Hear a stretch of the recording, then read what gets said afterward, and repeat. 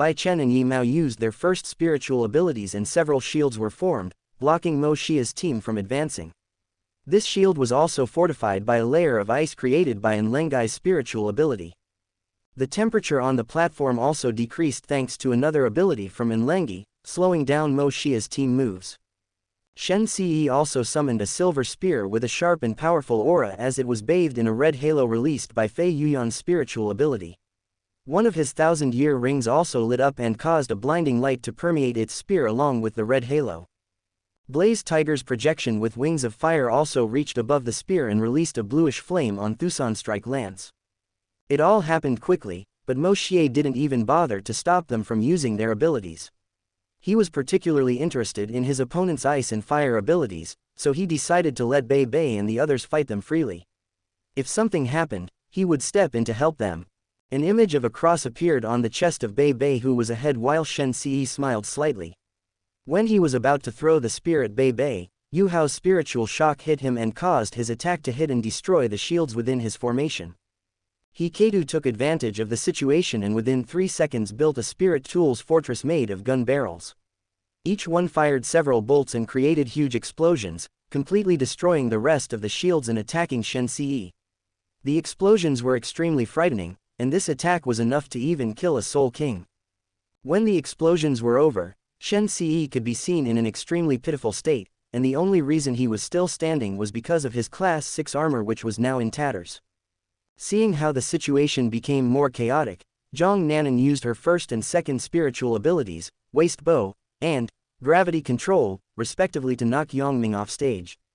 In the next moment, the Blaze Tiger's projection threw a fireball towards Zhang Nanan, catching her off guard, but Xianxia immediately used his fourth spiritual ability and switched places with her.